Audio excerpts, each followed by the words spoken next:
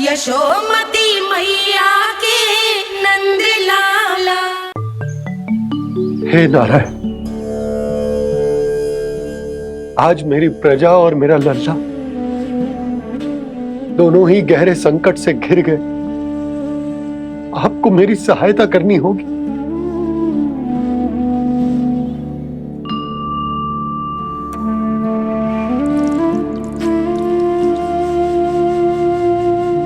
प्रभु, पिता होने का कर्तव्य मुझे एक दिशा में धकेल रहे है तो राजा होने का उत्तरदायित्व वो मुझे दूसरी दिशा में खींच रो। इस भीषण संकट में मैं क्या करूं? मैं इस संकट में अपनी प्रजा का साथ भी ना छोड़ सकता हूं और ना ही अपने लल्ला को उस नरभक्षी सिंह की मान में भेज सकता हूं। आप ही को इस समस्या का समाधान निकालना होगा। जय शालिग्राम मुझे मेरे मैया बाबा ने दिया था और उन्होंने कही थी कि जब भी कोई संकट आएगा ना प्रभु, तो इसके रूप में आप मेरा हाथ पकड़ लोगे और मुझे बताओगे कि क्या करना है, कैसे करना है। आज मुझे आपके मार्गदर्शन की आवश्यकता है प्रभु। मुझे मार्ग दिखाइए। बाबा और राजा होने की इस दुविधा में मैं बटा जा रहा हूं। मेरे इस धर्म की नौका जो झंझावात में फंस गई है, उसे पार लगाइए नारायण। रक्षा कीजिए नारायण।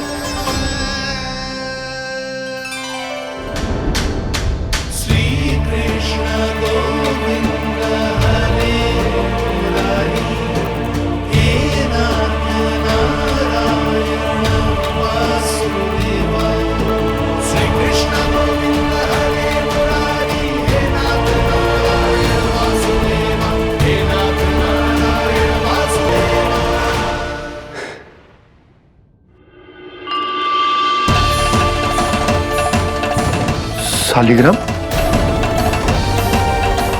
यहीं तो रखा था मैंने। कहां गिर गया? कहां चला गया? मैंने तो यहीं रखो तो।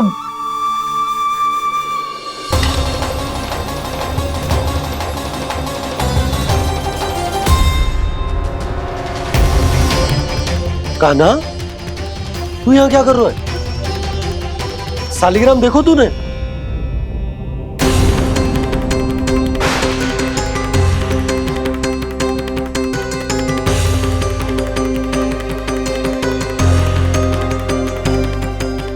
तेरे मुंह में क्या है? कान्हा, कहीं तूने शालिग्राम मुंह में तो ना ले लियो? हे नारायण, क्षमा करना, अबोध बालक। जी क्या करो कान्हा तूने? बाहर निकाल शालिग्राम। लल्ला, जी अनुचित है। यदि वो तेरे कंठ में चला जाएगा तो तेरी सांस। लल्ला, ला बाहर निकाल। अच्छो बालक है ना तू? हाँ? ला। अरे तेरी मैया को पता चलेगा ना तो वो कहेगी कि ना तो प्रजा का ध्यान रख सकते हो ना ही अपने लल्ला का। लोभ के फंदे में चारों ओर से जकड़ गए थे हम। भविष्य के स्वप्न देखते देखते अपने जीवन का सबसे बड़ा भूल किया है हमने। यशोदा और नंद भैया ने आप सबको समझाने का कितना प्रयास किया था, और यहाँ तक कि छोटे कान्हा ने भी हमें कितना समझाया, लेकिन हमने उस दुष्ट व्यापारी को अपना सारा वचन दे दिया। मुझे तो सबसे पहले अपने घर में बिठा कर ही समझाया था उन दोनों ने। कही थी कि कोई किसी भी वस्तु का दुगना मूल्य क्यों देगा, पर मैंने उनकी एक भी ना सुनी। आप ही बताओ रोहिणी जी, अब किस मुंह से क्षमा मांगूंगी मैं जशोदा जी से? क्षमा मांगने की कोई आवश्यकता ना।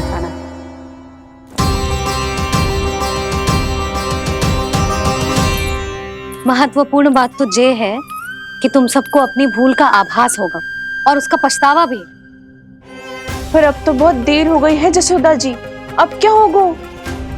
जिस सुनहरे भविष्य के लिए हमने उस कपटी व्यापारी के सामने अपने नारायण के नाम का वचन दिया था, उसने वही भविष्य लेके राजा कंस के पांव के नीचे रख दिया है। संतुष्ट सुखी जीवन जी रहे थे हम। बछड़ों को उनके भाग का दूध मिलता था। हमारे बच्चे जितना चाहे दूध दही माखन खाते थे।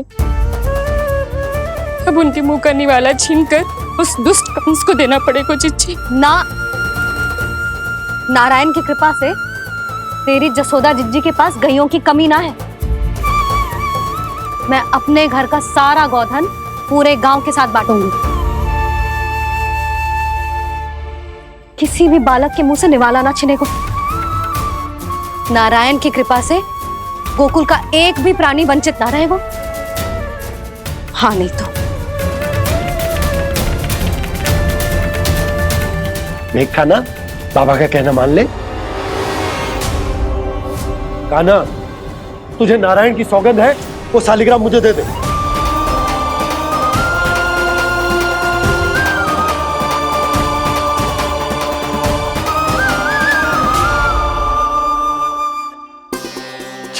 क्या करो लल्ला तूने? ऐसे भी कोई कर तो है क्या लल्ला? मैं पहले से ही तुझे लेकर कितना चिंतित हूं। अच्छा पता है तुझे? क्षमा करना प्रभु।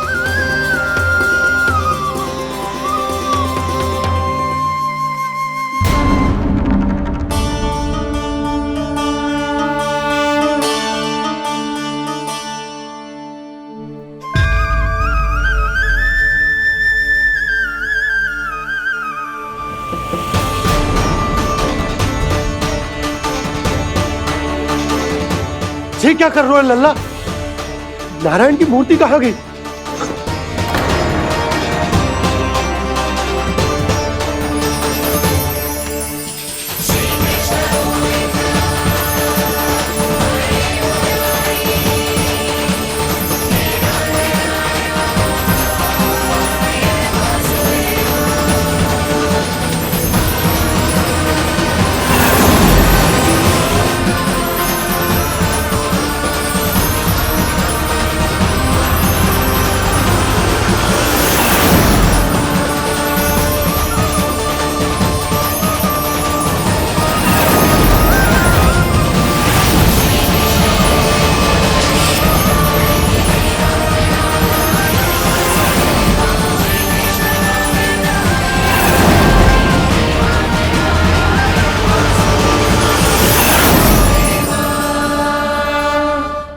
मैंने ना कान्हा के मुंह में फिर से ब्रह्मांड देखो है।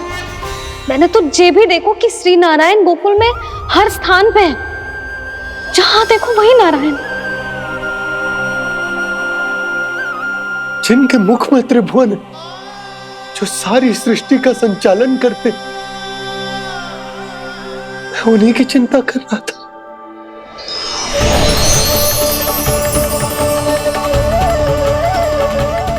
प्रभु, प्रभु, बाहर भी आप हैं और भीतर भी। मुझे क्षमा कर दो प्रभु, क्षमा कर दो। इस सांसारिक माया में आकर मैं भूल गया था, जिनके पास सारी समस्याओं का समाधान है, जो किसी भी संकट को क्षण भर में समाप्त कर सकते, वो तो मेरे सामने ही।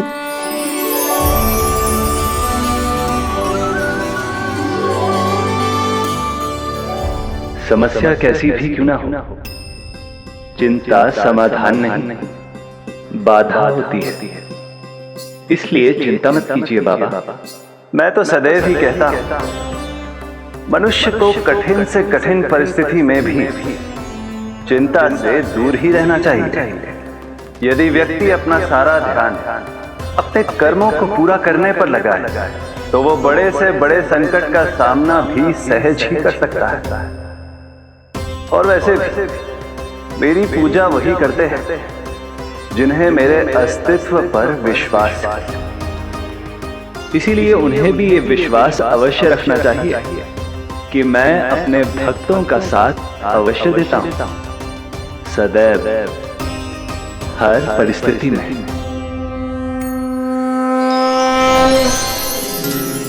मैं आपके साथ ही हूँ बाबा।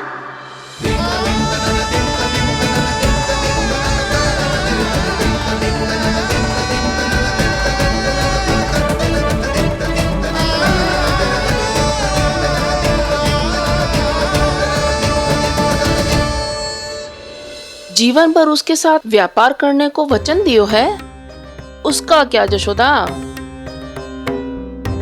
और उस दुष्ट कंस और उसके व्यापारी ने जो समस्या उत्पन्न की, उसका क्या? समस्या है तो समाधान भी हो गई। मैंने तो कही थी ना मौसी, जो हमारे समझ में ना आए उस समाधान का दायित्व भगवान नारायण पर छोड़ देना चाहिए।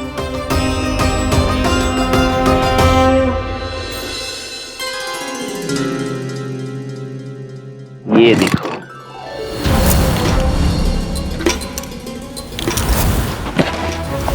ये आभूषण, मोती, ये स्वर्ण उपहार में देने का सामर्थ्य किसके पास होगा? कंस महाराज, तुम देख लेना, मैं इस घर को महल बना दूंगा, सब झटक लूंगा। कान्हा, तुम तो अंतर्यामी हो, सब जानते हो। बताओ ना, कैसे मैं गोकुलवासियों की सहायता करूं? कोई उपाय सुझाओ। तुम्हारी ये रहस्यमयी मुस्कान बता रही है कि तुम्हारी लीला पहले से ही आरंभ हो चुकी है ना? अपने कर्मों का फल सभी को भोगना ही पड़ता है बाबा, चाहे वो अच्छा हो चाहे वो बुरा। तुम सभी चिंता मत करो। जो अन्य व्यक्तियों के साथ बुरा करते है ना, उसके साथ देर सवेर बुरा ही होता है। और जिस हाथ से उस षड्यंत्रकारी ने तुम सबका दूध दही माखन लियो है ना, जल जाएंगे वो हाथ, जल जाएंगे वो हाथ। दोनों पिता पुत्र का इसी से स्वागत करूंगा।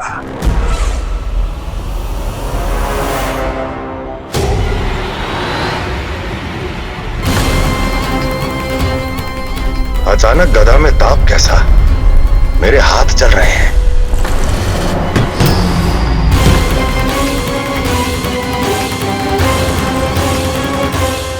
और वो व्यापारी जो तुम सबके शांत जीवन में भूचाल बन के आओ है, स्वयं शांति से थोड़े ना बैठ पाएगा।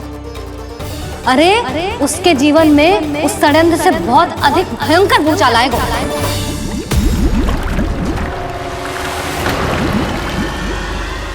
स्वामी, ये अपने आप कैसे उबलने लगा?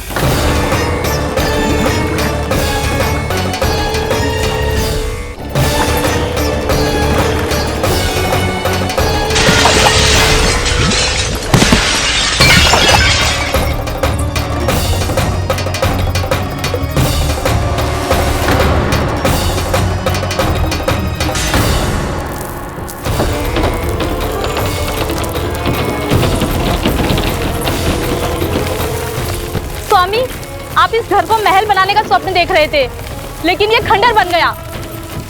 आप जिसके साथ मैत्री का संबंध स्थापित करके आए, वो कोई महान सम्राट नहीं, दुष्ट है। दुष्ट? उस व्यापारी ने दुष्ट कंस के साथ मिलकर भोले भाले गांव वालों का भोजन छीनो है ना। देखना उन दोनों के भोजन में कीड़े पड़ेंगे।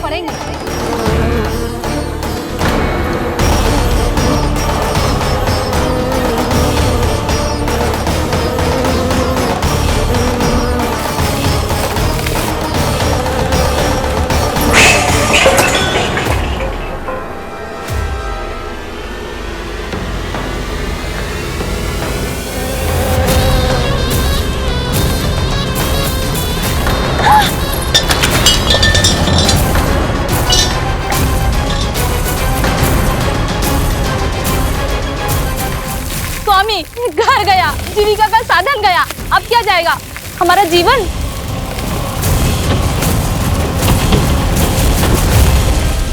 महाराज कंस का उपहार, आभूषण वाला संदूक,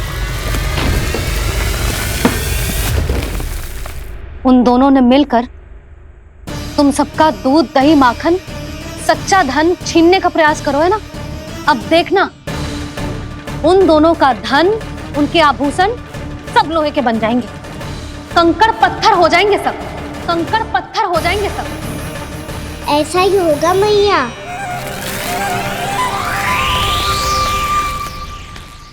मेरे ग्राहक। लेकिन स्वामी, ये इतने क्रोध में क्यों दिखाई दे रहे हैं?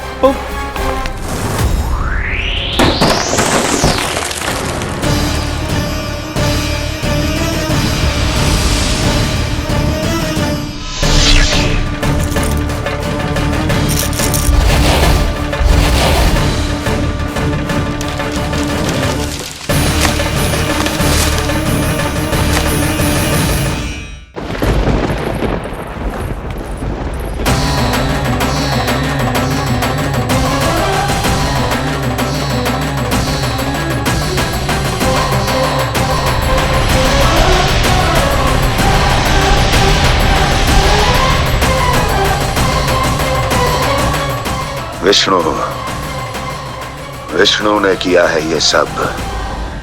कंस ने जो किया है उसका दंड वो अवश्य भोगेगा, उसका दंड वो अवश्य भोगेगा, दंड वो अवश्य भोगेगा।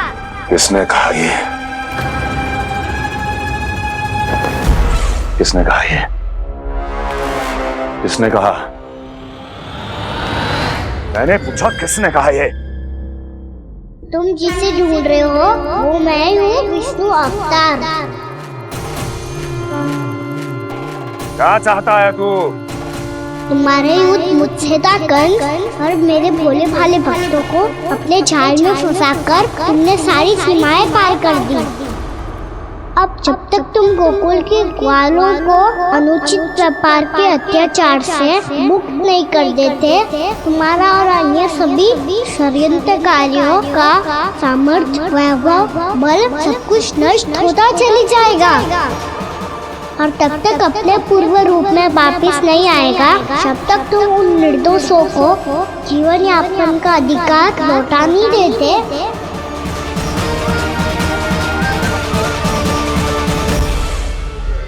महाराज, दूध, दही, माखन सब कुछ पूरी तरह से सड़ गया है।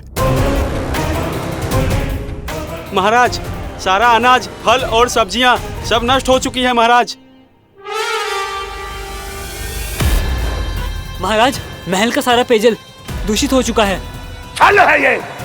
ओ विष्णु अवतार हमें अपने माया जाल में फंसा रहा है। ऐसी सड़ी हुई मिठाइयां मैंने आज तक नहीं खाई हैं। खोए की नहीं, पत्थर की बनी है ये, उससे भी कड़ी है तुम्हारी ये मिठाइयां। आज के बाद कभी मिठाई नहीं लेंगे। जो बुरे कर्म करते हैं उनके साथ बुराई होता है, और अच्छे कर्म करने वाले को अच्छाई मिलती है। आप अपना कर्म कीजिए बाबा, आपकी चिंता अपने आप दूर हो जाएगी।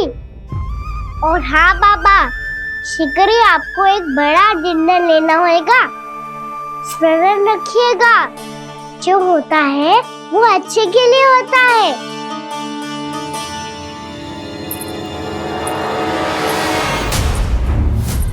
बाबा, मैया आ रही है, क्या करूं?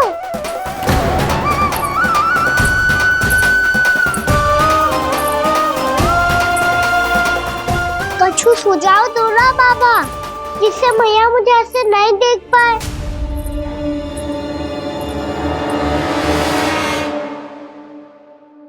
सुनो जी, आपने पुकार लगाई थी क्या?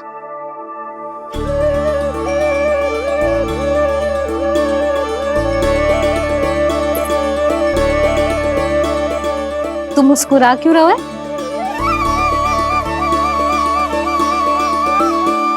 और आप भी बदले बदले से दिख रहे हो। पूजा करके तनिक शांति मिली ना? शांति ही नहीं यशोदा, प्रभु नारायण ने मुझे समस्या को समाधान भी दे दिया। मैं बस अपना कर्म करूंगा। कल कंस से मिलने मथुरा जाऊंगा मैं। उस दुष्ट अत्याचारी से मिलने जाओगे आप? ना ना, मैं आपको उससे मिलने ना दूंगी। देखो ना आपने कैसे हमारे गांव वालों को फंसाओ है उसने। अवश्य ही आपको भी उसी उद्देश्य से बुला रहा है। आप मुस्कुरा रहे हैं प्रभु? कुछ देर पहले ही तो मैया सभी को मुझ पर अर्थात श्री नारायण पर विश्वास करने की सीख देकर आई है। अब देखो स्वयं भी चिंता करी है ये। चिंता मत ही करो यशोदा, मुझे श्री नारायण किसी भी जाल में ना फंसने देंगे। वो तो यही है हमारे साथ। यही है, इसका क्या अर्थ है जी? तुमने कही थी ना कि तुमने उन्हें हर जगह देखो, हमारे घर में, गोकुल में, तो इसीलिए तुम चिंता ना करो, मुझे अपना कर्तव्य करने दो। कल भोर होते ही मैं मथुरा निकल जाऊंगा। पता तो चले वो हमसे चाहतो क्या है।